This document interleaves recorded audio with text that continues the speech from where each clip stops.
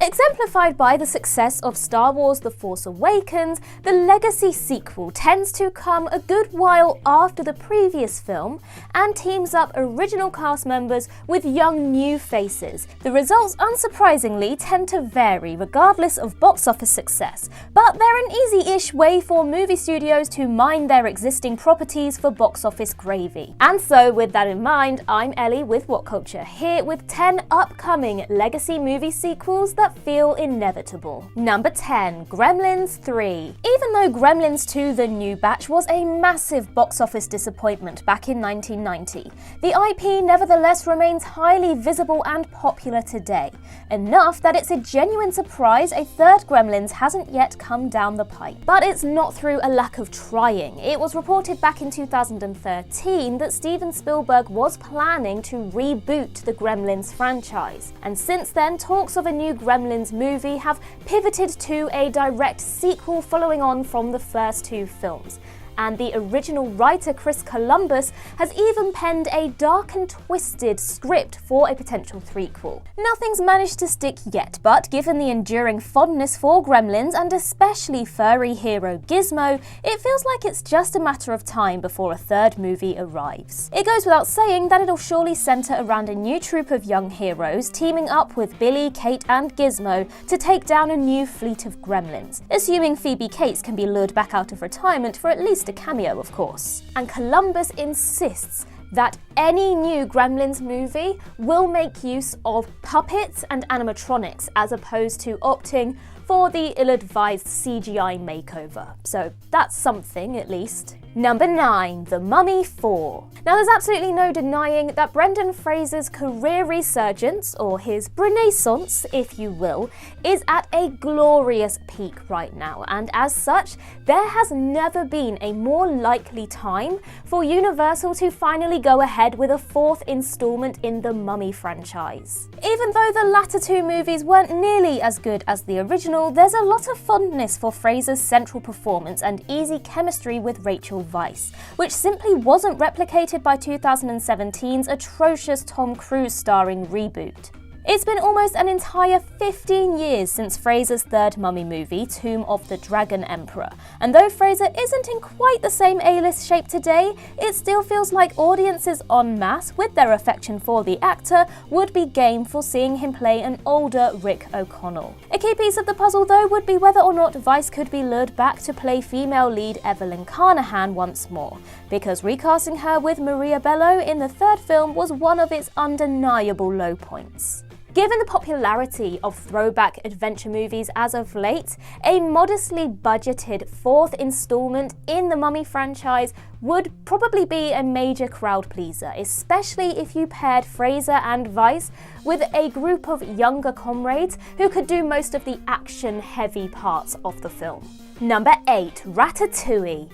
Given that Pixar has never shied away from producing sequels and spin-offs, it is genuinely shocking that we have gone over 15 years without even the faintest whisper of a follow-up to Ratatouille. In addition to massive acclaim and more than $620 million worldwide, Ratatouille has an enduring cultural cachet, which guarantees that a legacy sequel announcement would immediately turn a lot of heads. Considering that most of the youngsters who grew up watching it are now adults and may even have children of their own, it's the perfect time to return to the adventures of Remy and Linguini. As much as Ratatouille had a relatively closed-off ending, it'd be great to see the grand adventures the duo have been on since, even though it might require hand-waving the limited lifespan of rats. A sequel which focused on Remy and Linguini expanding their operation, while making a mockery of how foodie culture has changed over the last 15 years, basically writes itself. And with Pixar's recent period of theatrical uncertainty,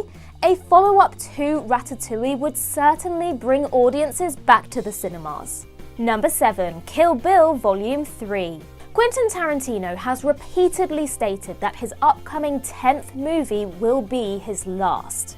Though, as of last year, he confessed that he still has no idea what that movie will actually be. Perhaps the single most suggested project for Tarantino's cinematic bow, however, has been a third entry in the Kill Bill franchise. Ever since Kill Bill Volume 2 came out in 2004, Tarantino has pondered the prospect of a threequel, presumably in which the bride faces off against Nikki Bell, the daughter of Vernita Green, who she slayed in Volume 1. It'd be nothing if not an organic threequel, a western set 20 years later, in which an adult Nikki fights both the bride and her daughter BB. Fans have even suggested Zendaya and Maya Hawke to play Nikki and BB respectively, a rare pair of fan castings that actually make total sense. Last year, Tarantino mused that Kill Bill 3 could very well be his final film, while also hinting his last movie would be more of an autumnal epilogue, which isn't exactly a million miles away from the third entry into a revenge saga. Now, of course, it is entirely possible that Tarantino will decide to do something completely different and new for his final outing. But given the prevailing affection for the Kill Bill movies, it would certainly be a way to go out with a bang. Number 6. Who Framed Roger Rabbit 2? Almost 35 years on, Who Framed Roger Rabbit remains one of Hollywood's finest technological achievements ever.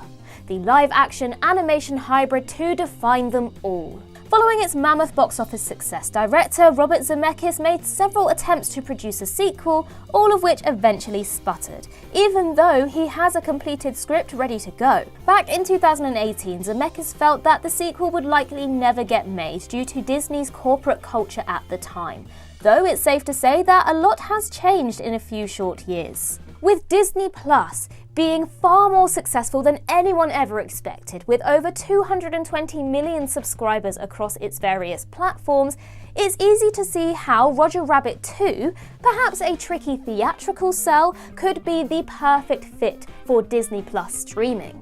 After all, with the recent success of meta live-action animated hybrid Chip 'n Dale Rescue Rangers on Disney Plus, which Roger Rabbit himself even had a small cameo in, has the environment ever been more conducive to making Roger Rabbit 2 finally happen? Number 5. Sam Raimi's Spider-Man 4. Spider-Man No Way Home managed to gross almost $2 billion even in the midst of a global pandemic, which really speaks to just how thirsty audiences were to see 3 eras of Spider-Man on screen together.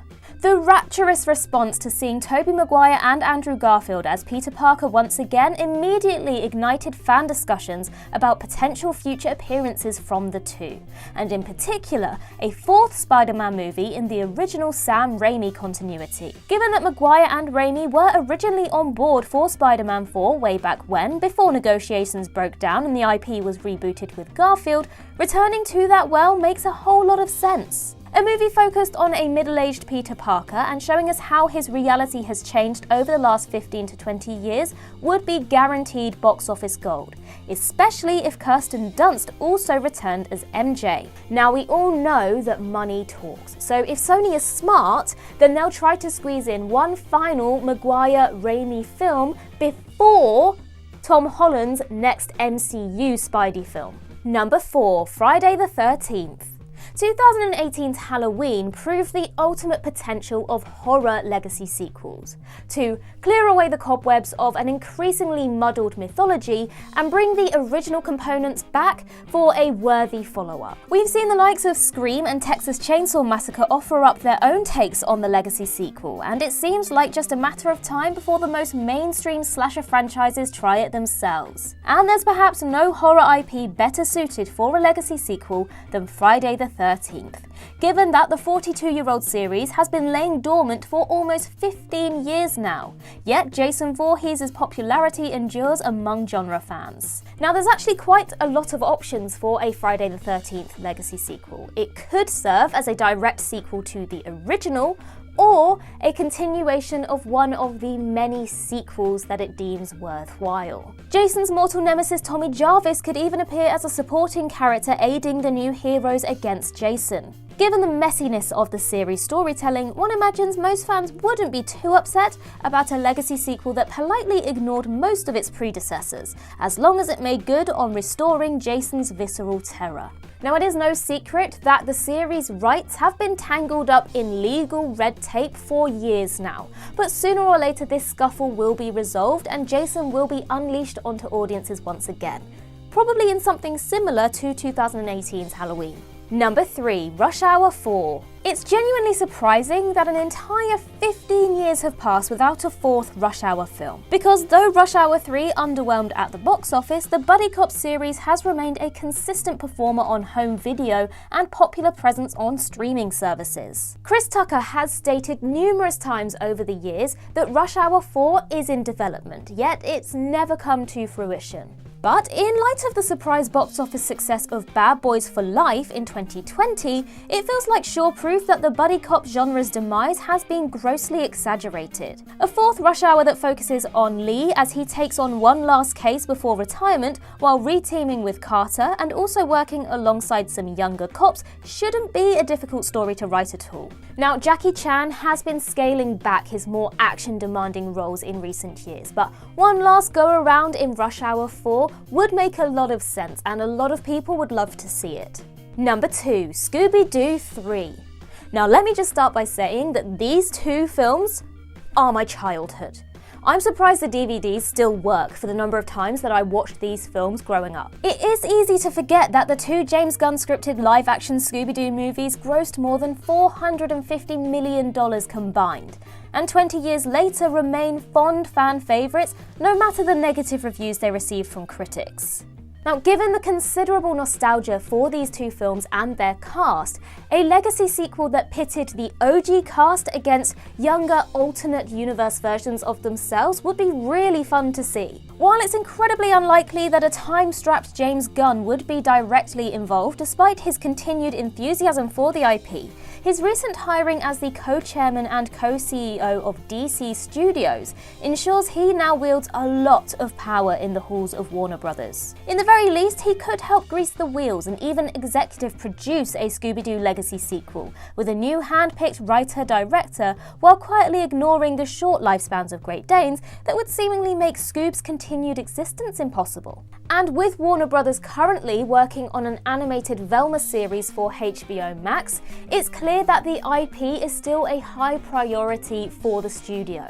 And what better way to show this than producing the threequel that we have been so vocally demanding for so long? Number 1. Austin Powers 4. The zeitgeist-grabbing popularity of the Austin Powers trilogy cannot be denied. Mike Myers' comedy franchise was everywhere in the late 1990s through to the early 2000s. And when it wrapped up after 3 movies, it certainly wasn't because audience interest had evaporated. Myers has consistently talked up the prospect of Austin Powers 4 ever since the release of the 3rd film. Yet, 20 years later, it still hasn't emerged. But in an era where comedy legacy sequels have become extremely common, why on earth wouldn't a beloved IP like Austin Powers get dusted off for another pop? Myers still has the comedic chops to do the job despite his more low-key career in recent years. And given that several co-stars and original director Jay Roach have also expressed an interest in returning as of late, it really feels like it will happen eventually. A 4th film that sees Austin struggle to adapt to the climate of the 2020s has a lot of hilarious self-aware potential. And although most belated comedy sequels don't fare too well, it can't be denied that there is a lot of pent-up thirst for more Austin Powers. And that concludes our list. If you think we missed any, then do let us know in the comments below. And while you're there, don't forget to like and subscribe and tap that notification bell. Also, head over to Twitter and follow us there, and I can be found across various social medias just by searching Ellie Littlechild. I've been Ellie with What Culture. I hope you have a magical day, and I'll see you real soon.